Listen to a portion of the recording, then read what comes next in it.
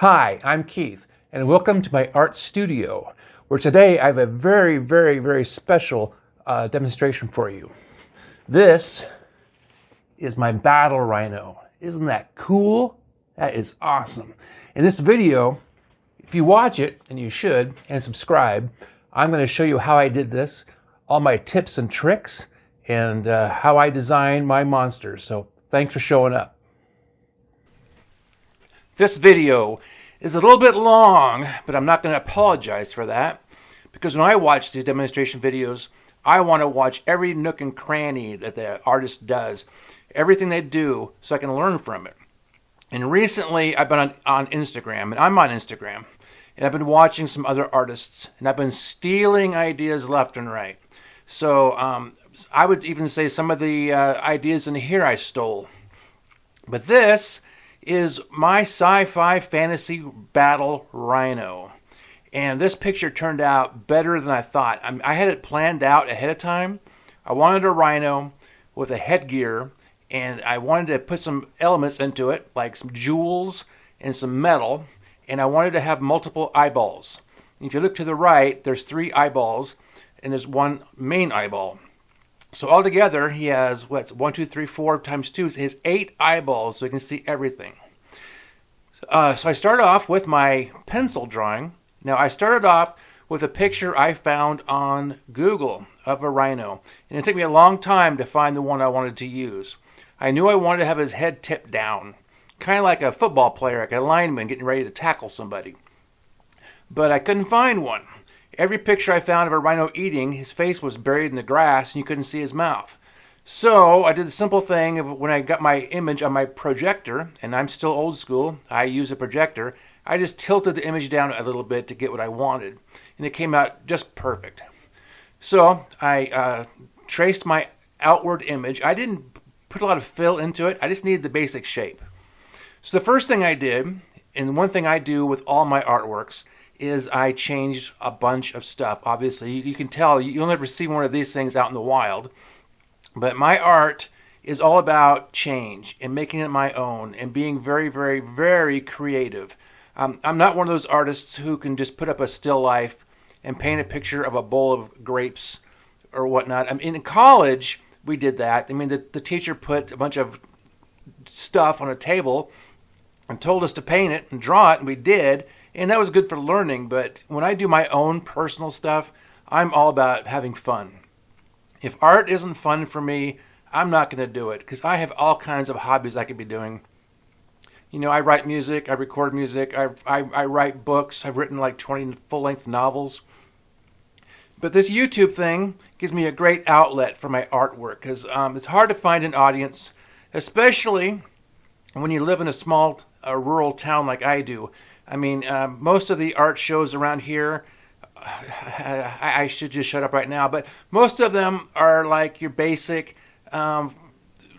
farm scenes, chickens, cows, landscapes, you know, the normal stuff that most people do. And my stuff rarely ever fits into that. I was part of a gallery in Lincoln, Nebraska. I'm from Nebraska, I'll tell you, the Cornhusker State. I was in a gallery there for about 18 months, and my stuff really did not fit in very well, so I bailed on it and I got out. I mean, I had to pay for my space, so I don't know if it was actually a true gallery if you actually are just renting wall space, but nobody really seemed too interested in what I was doing, so I just decided to go take my art to YouTube. So thanks for watching this. This video is a little bit long. Okay, so I did my basic pencil drawing, put in all the ideas I had. Now I'm going to my ink washes. In my ink washes, I have that little inkwell thing up to the upper left-hand corner there. I have, all those are filled with a little bit of water, but I put like 1 drop in one, 2 drops in another, so I have 2 different values of gray tones. And I use ink wash a lot in my work. I do the underpainting. I learned that in college. This is called, I think it's called grisaille, where you do all your underpainting with your tones, which is an excellent idea because it gets you your values before you add your color and makes your picture look more natural and more 3D. So I bought some pens. I think I'm using a pen there to do some more cross hatching. And cross-hatching, I did a lot of it with pencil, and I'm going in with a pen. I'm adding more cross-hatching because if you do like cartoon work, whatnot, cross-hatching is a huge part of it, and it makes it look very dynamic. One thing I wanted to do here was the hair. The last painting I did, the hair didn't turn out the way I wanted it to. I ended up driving to Lincoln halfway through this picture to go buy some white marker pens or white something to try to fill the hair in without making it look too white. So a little later I have a picture of myself standing in the art store. It's fascinating watching me stand in an art store. But I wanted the hair not to be so bright, the highlights. And if you're into art, you know that the highlights is where we're at. I can always tell an inexperienced artist from an experienced one if they use highlights. If they just skip them, they're not looking at the picture quite right. And I shouldn't say that because art gets a free pass. Any kind of art is awesome according to the art world. But I do find using highlights to matter because once you put your highlights on, your picture pops. And right now I'm in the underpainting stage where I'm not putting any highlights in at all. All I'm doing is blocking in colors, blocking in shapes, and getting ready for the fun part. This is the work part of artwork. I'm putting the red in here. This little pattern here, people like patterns, and I know that. And I thought, well, you know what? I'm going to add a pattern here. And I thought about getting some, Celtic patterns. I remember in high school there was a book they had. It was just filled with borders and designs. And I thought, well, I can go online and find that stuff, but I didn't want to get too involved in that. So I went with a simple lattice pattern, and it worked. It added some pattern, some interest. With this little piece of metal here, I stole from another artwork I saw. It was a cartoon picture of a robot, and I kind of observed how they painted the metal. So I used blue and a little bit of reddish pink, and I didn't blend them together. I intentionally kept the colors apart, so it would seem more. I guess I don't know what the word to use is dynamic, but it added more interest to it. Now the horns, I thought I was going to try to mimic obsidian. I was going to look it up, but I never really did. So I think the horns turned out okay, and I keep working the horns. I work it over and over through the whole painting.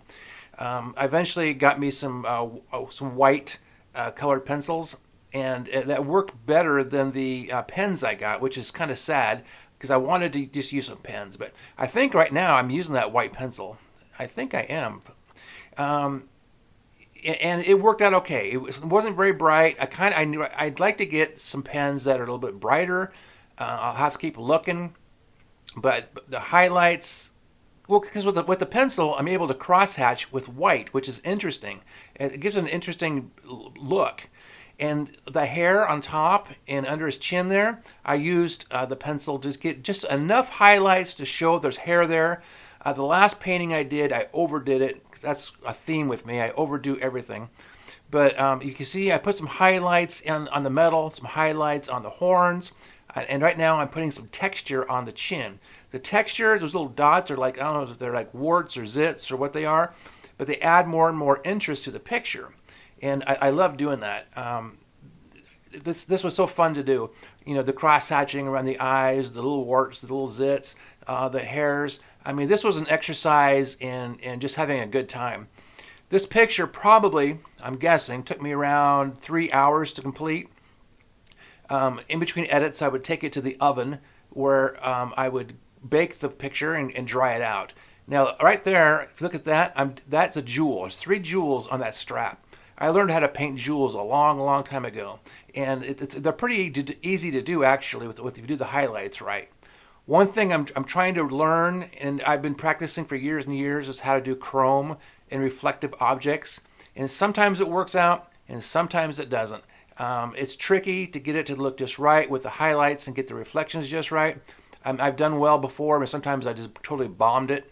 So I was thinking about doing chrome for that face mask, but then I decided, no, I'll go with more of a pewter look to it. So it's more of a pewter gray with highlights. And it's not gray, it's actually blue and red. But I like the way it turned out. And I like the textures in the horns. They're kind of cool too. I like that too. And here, I think, what am I doing? More highlights? More highlights. Because this is the part of the painting that's fun. Because once the work is done, you put the highlights on, the picture begins to pop. It becomes real. And one thing I decided with this painting was I was not going to put in the background. I usually do, but I wanted the image to stand out completely. I did not want it to get buried in the background, which I've done before. So if this picture in person is awesome. And I hope you're watching this on a big screen TV with some popcorn and some pop, because watching this on a phone, you just don't get the details and all the cool parts of this.